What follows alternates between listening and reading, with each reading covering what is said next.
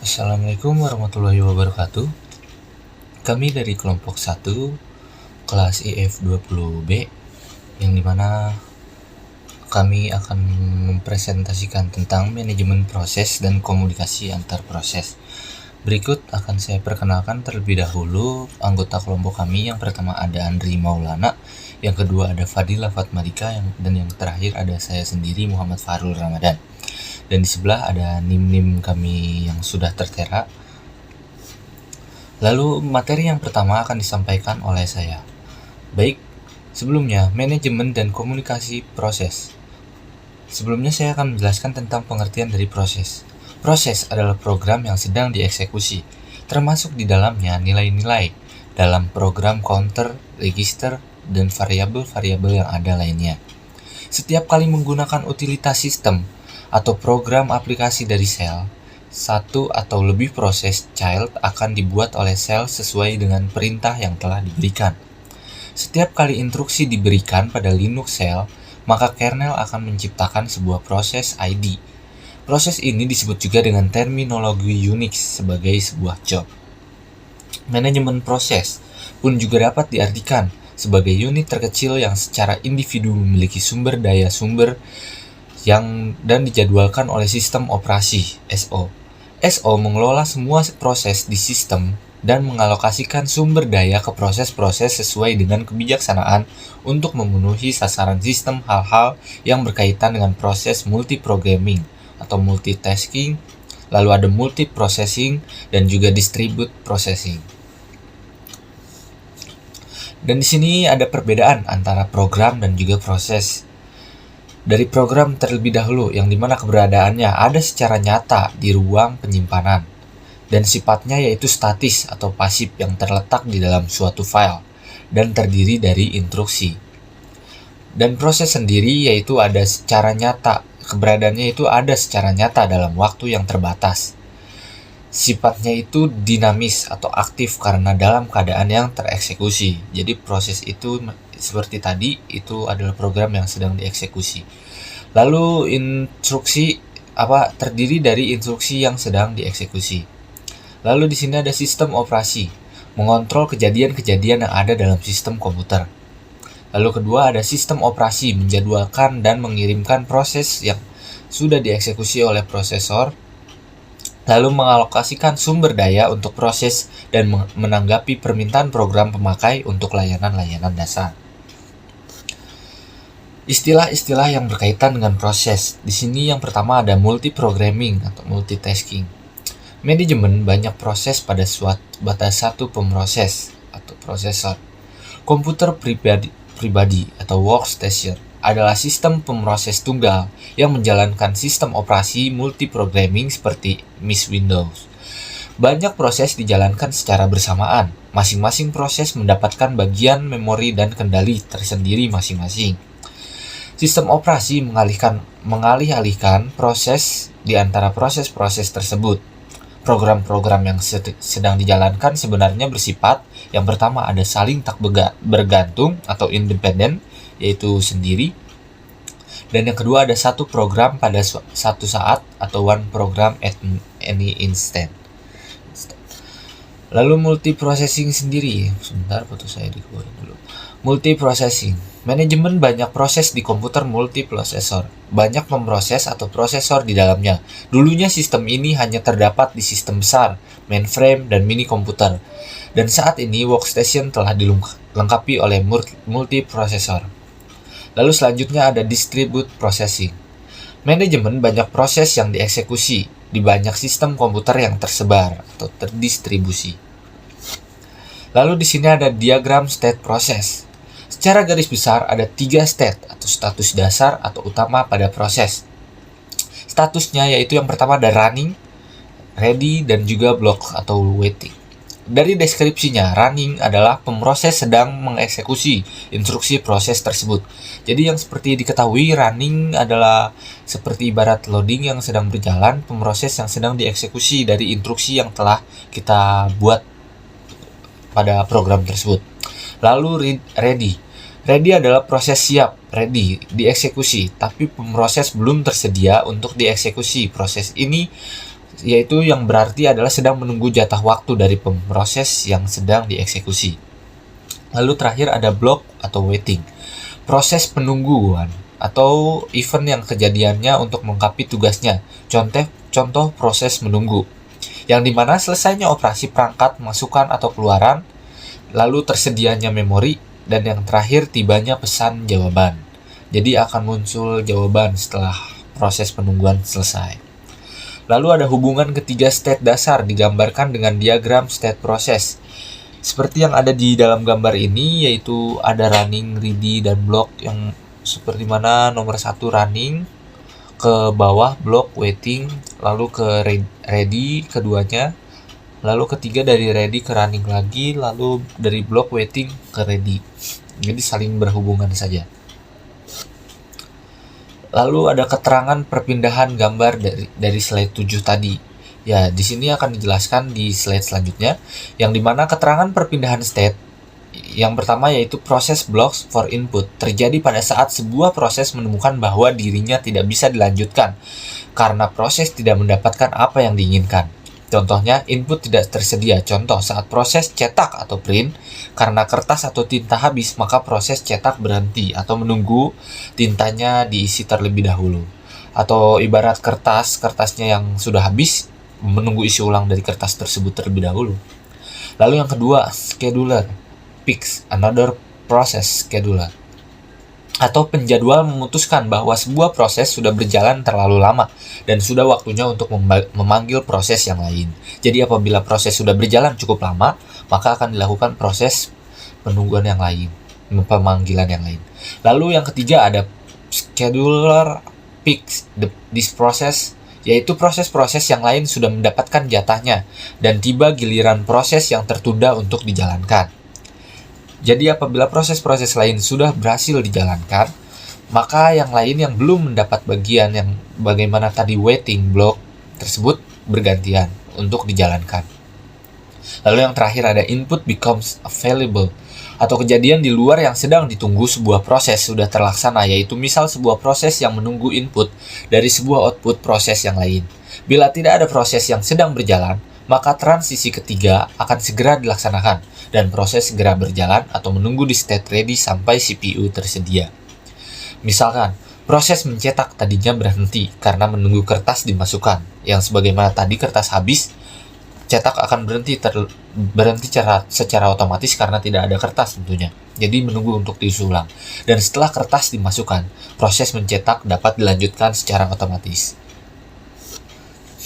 Lalu di sini ada diagram state dengan 5 status atau pengembangan dari 3 status. Jadi di sini bisa dilihat dari gambarnya, new, disetujui, ready, lalu ke scheduler dispatch, ke running, lalu ke exit, abort, terminate. Dan di sini ada running, ke ready lagi, interrupt, lalu apabila interrupt, terus lalu dari block waiting ke ready juga, pekerjaan input output atau suatu event telah selesai. Lalu dari running pun menunggu input, output, atau suatu event, ditunggu, block and waiting, lalu ready. Jadi saling bersangkutan saja. Lalu di sini ada penjelasan seperti tadi, yang dimana state, running, ready, block, new, dan terminate. Ada tambahan new dan terminate. Yang dimana di sini new yaitu proses yang baru saja dibuat, dan terminate adalah proses yang telah selesai untuk dieksekusi.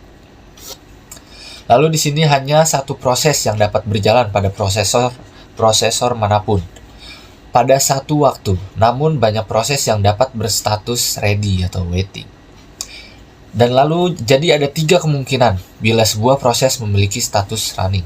Yang pertama, jika program telah selesai dieksekusi, maka status dari proses tersebut akan berubah menjadi terminate.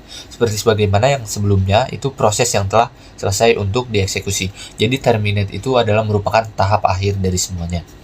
Lalu yang kedua, jika waktu yang disediakan oleh OS untuk proses tersebut sudah habis, maka akan terjadi interrupt dan proses tersebut kini berstatus ready.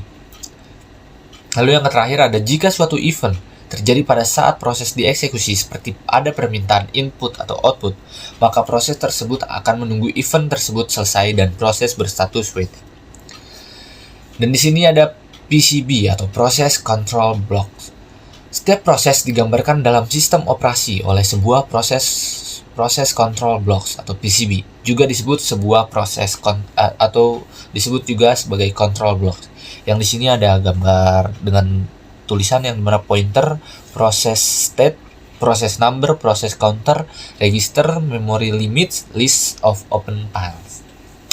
Ya baik, untuk slide selanjutnya di sini penjelasan tentang PCB lebih dalam akan dilanjutkan oleh Saudara Fadila Fatmadika. Maksudnya Saudara Andri Maulana. Kepada Saudara Andri Maulana saya persilahkan. Sekian dan terima kasih.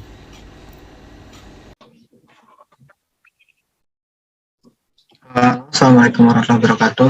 Di sini saya akan melanjutkan materi yang sudah dijelaskan oleh Saudara Fahrul. Lalu di sini ada PCB ya, proses control block. Setiap proses digambarkan dalam sistem operasi oleh sebuah proses control block atau PCB, juga disebut sebuah control block. Di sini ada pointer, proses state, lalu proses number, program counter, registers, memory limits, list of open files. Jadi PCB berisikan banyak bagian dari informasi yang berhubungan dengan sebuah proses yang spesifik, termasuk hal-hal berikut. Lalu ada proses status new, ready, running, waiting, terminated, dan juga banyak lagi. Lalu yang kedua ada program counter suatu state yang berisi alamat berikutnya yang akan dieksekusi oleh proses tersebut. Lalu yang ketiga ada CPU register tersebut termasuk akumulator, register index, start pointer, general process, register, ditambah kode information pada kondisi apapun.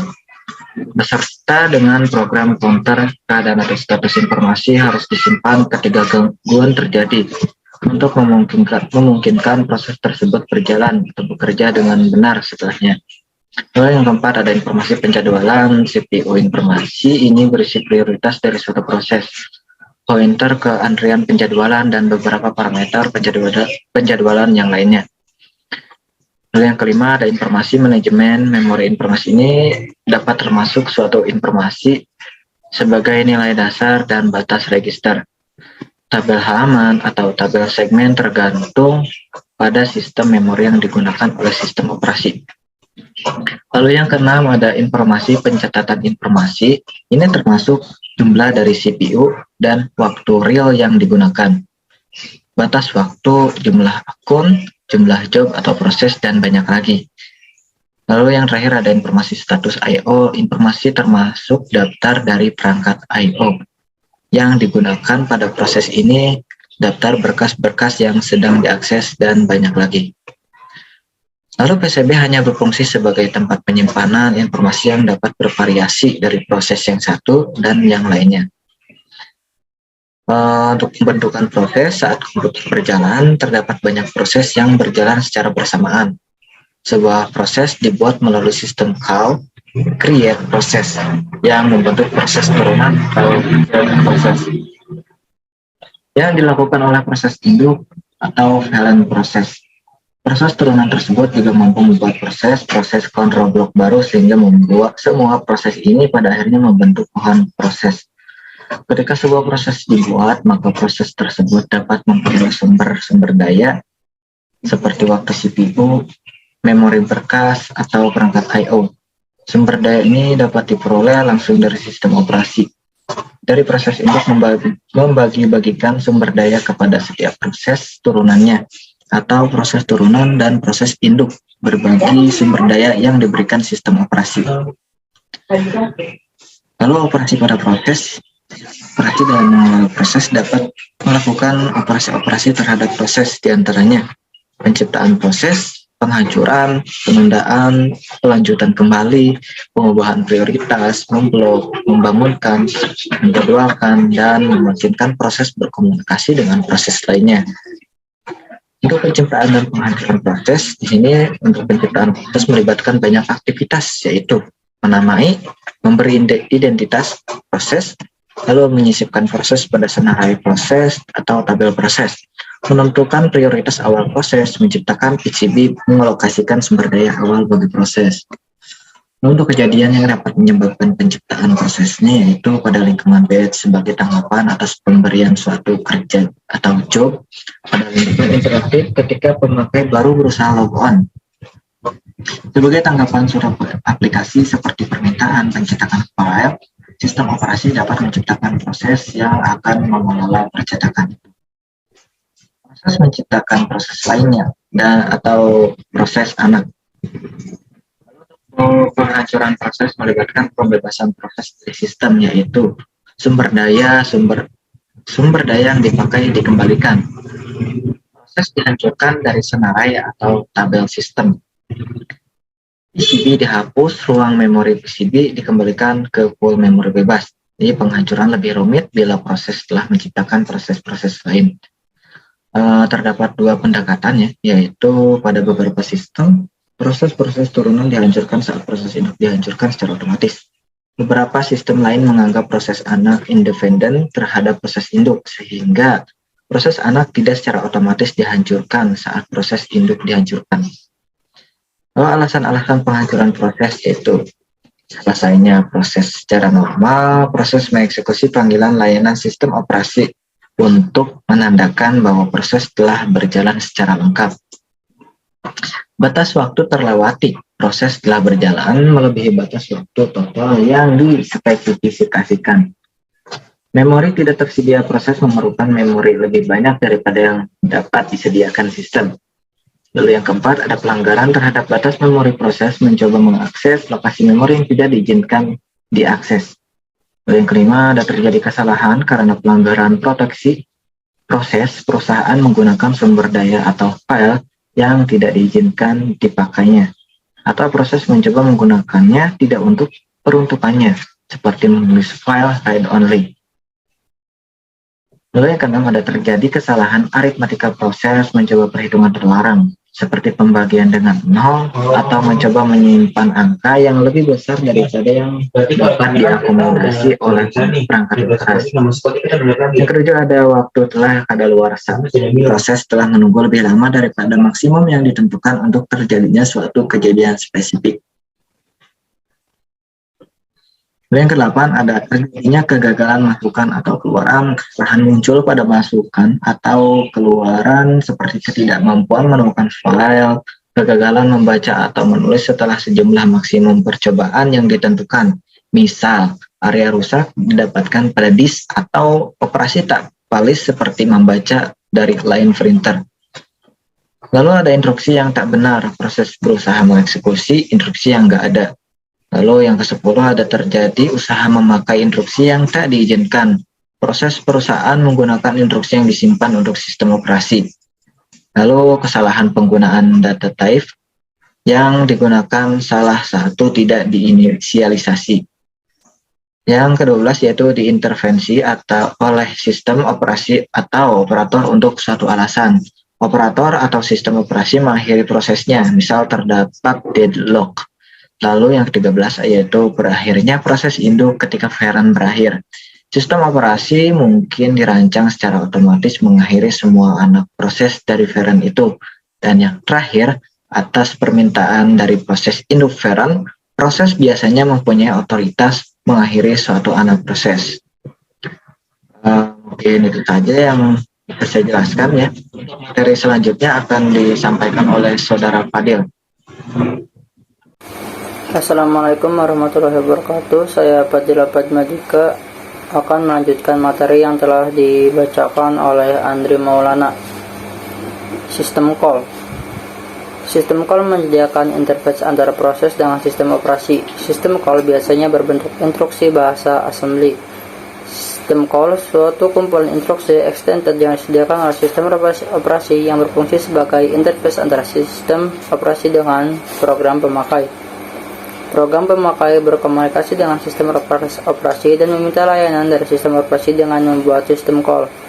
Sistem call membuat, menghapus, dan menggunakan berbagai macam objek software yang dikelola oleh sistem operasi.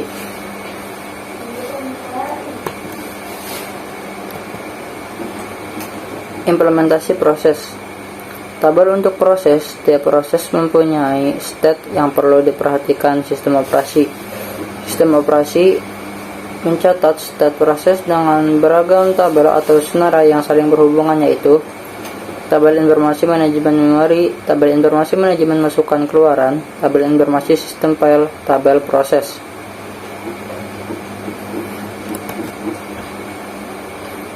Tabel informasi manajemen memori merupakan tabel untuk menjaga keutuhan memori utama dan memori sekunder, membuat informasi alokasi memori utama yang dipakai proses, alokasi memori sekunder yang dipakai proses, bila menggunakan manajemen memori dengan swapping, atribut segmen memori utama dan sekunder, informasi lainnya yang digunakan untuk pengelolaan memori.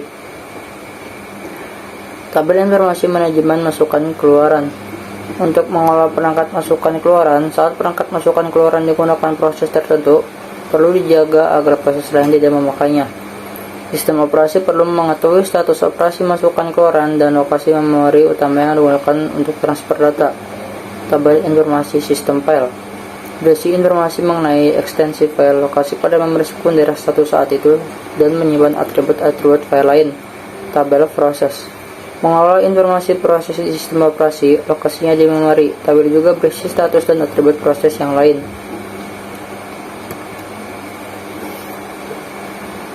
Proses ditempatkan di memori utama di lokasi tertentu. Proses mempunyai satu ruang alamat tersendiri. Ruang alamat yang digunakan proses disebut citra proses atau proses image. Tabel berikut menunjukkan isi dari citra proses. Elemen citra proses. Data pemakai, deskripsi. Bagian yang dapat dimodifikasi berupa data program daerah stak pemakai, program pemakai, program biner yang akan dieksekusi. Stak sistem digunakan untuk menyimpan parameter dan alamat pemanggilan untuk prosedur dan sistem call.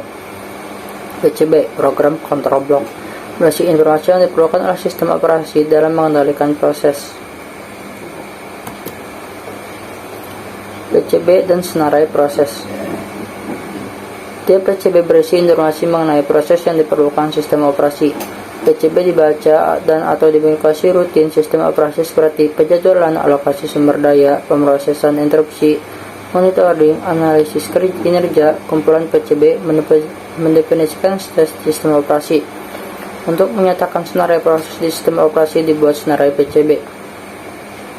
Berikut adalah senarai PCB. Gambar pada slide di atas memperlihatkan hanya satu PCB berada di senarai running.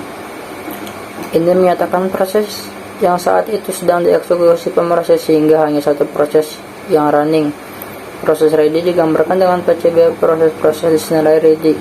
Proses-proses menunggu dijadwalkan untuk dieksekusi pemroses. Proses yang dijadwalkan dieksekusi yaitu mengalami transisi dari state ready menjadi running. Maka PCB yang dipindah dari senarai ready ke senarai running. Proses running PCB yang berada di senarai running dipindah sesuai state yang dialami proses-proses itu. Bila proses berakhir atau selesai, maka dijalankan operasi terminasi sehingga PCB-nya tak ada lagi. Bila proses diblokade karena menunggu alokasi sumber daya, maka PCB-nya dipindah ke senarai blockade. Bila proses dijadwalkan habis jatah waktu eksekusinya, maka PCB-nya dipindahkan ke senarai ready.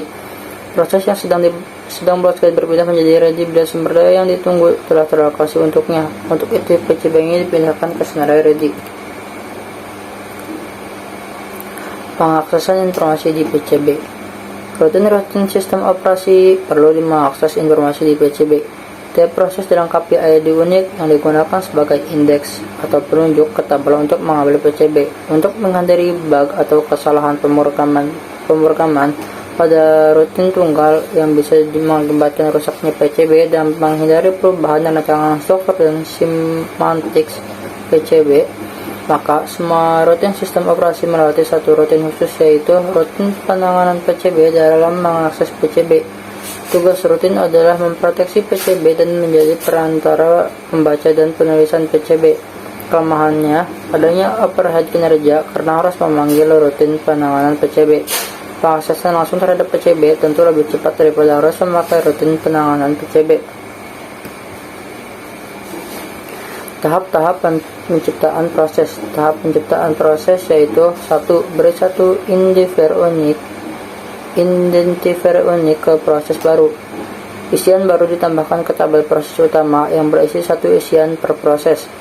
2. Alokasikan ruang untuk proses. 3. PCB harus diinisialisasi. 4. Kaitan-kaitan antar tabel dan senarai yang cocok dibuat. 5. Bila diperlukan struktur data lain, maka segera bahas struktur data itu. Sekian dari kelompok kami. Wassalamualaikum warahmatullahi wabarakatuh.